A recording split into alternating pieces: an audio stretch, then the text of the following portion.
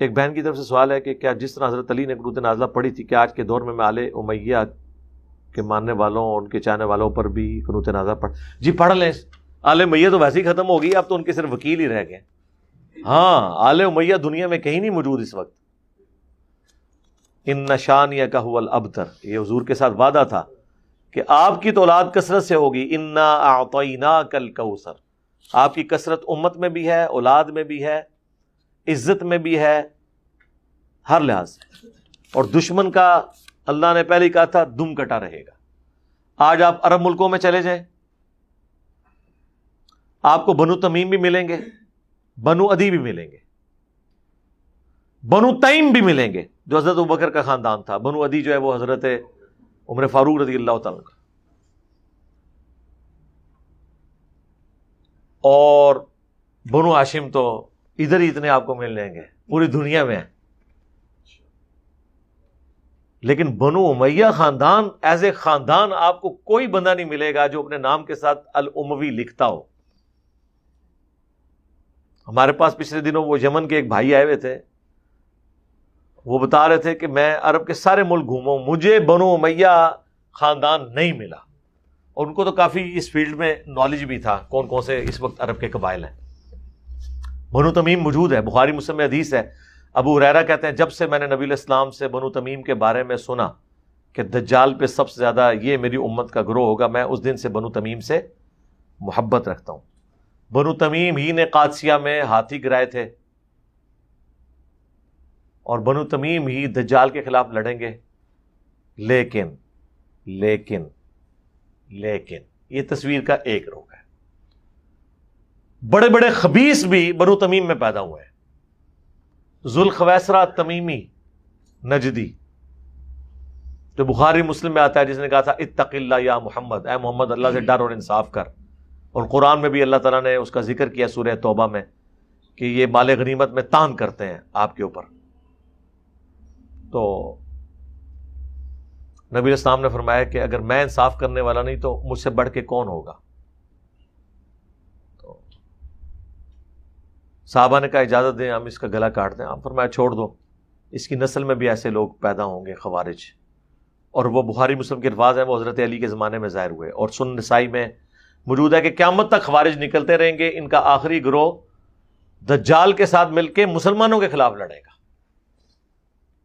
آج بھی خوارج کی نشانی ہے جو مسلمانوں کو قتل کرتے ہیں وہ خارجی ہیں, کافروں کے ساتھ انہوں نے پینگیں بڑھائی ہوئی ہیں. اعلی حضرت نے لکھا ہے ایک وہابی کھڑا ہوا, ہاں کیونکہ وہ بخاری کے الفاظ ہیں گھنی دھاڑی, آنکھیں دسی ہوئی, اور تہمت آدھی پنڈلیوں تک. تو کسی حد تک ٹھیک ہی انہوں نے کہا نا. تو وہ کہتے ہیں یہ حلیہ جس کا بھی ہوگا نا وہ بنو التمیم سے ہوگا, وہ ذوالخویسرہ التمیمی کی اولاد ہے. اور اس سے خطرناک بات یہ ہے, خطرناک سے بھی زیادہ خطرناک, جس سے اہل حدیثوں کی کانپیں ٹانگ جائیں گی, یعنی ٹانگیں کانپ جائیں گی, کہ محمد بن عبد الوہاب صاحب بھی التمیمی ہے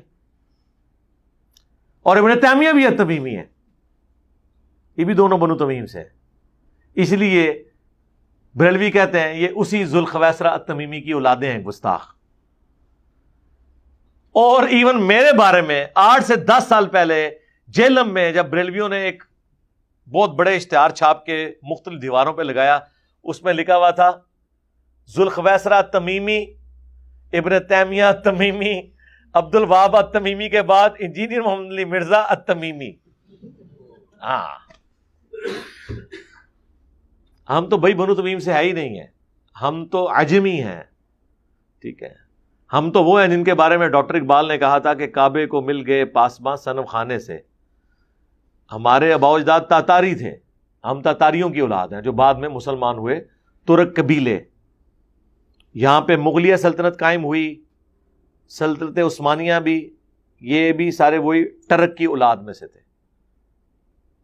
یہ جتنے لوگ یہاں پہ اپنے ساتھ مغل, مرزا, بیگ یہ لکھتے ہیں, یہ سب کے سب ٹرکس ہیں, تاتاریوں کی اولاد ہیں. تو ہمارا تو تمیمی کوئی لینا دینا نہیں ہے.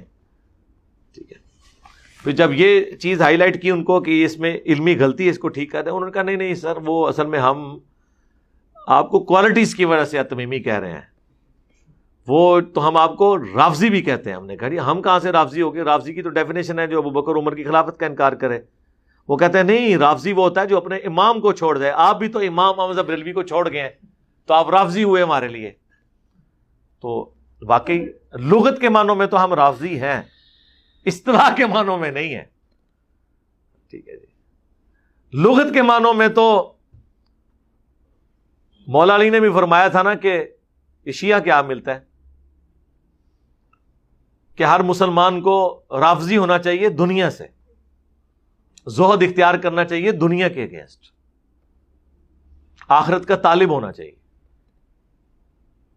رافضی کہتے ہیں جو اپنے امام کو چھوڑ دے. تو سر اگر آپ ہم سے پوچھیں تو ہمارے سوا باقی پھر سارے ہی رافضی ہیں، کیونکہ ہمارا امام وہ ہے جس کی قبر مدینے میں ہے. ہاں صلی اللہ علیہ وآلہ وسلم. آپ کے امام دیوبند میں دفن ہے، بریلی میں دفن ہے، نظام الدین میں دفن ہے، اجمیر میں دفن ہے، بغداد میں دفن ہے، ملتان میں ٹھہر دے صاحب نال دفن ہے. ٹھیک ہے نا. تو امام اس کو مانے جس کو اللہ نے آپ کا امام بنا کے بھیجا ہے، محمد رسول اللہ صلی اللہ علیہ وآلہ وسلم. ٹھیک ہے.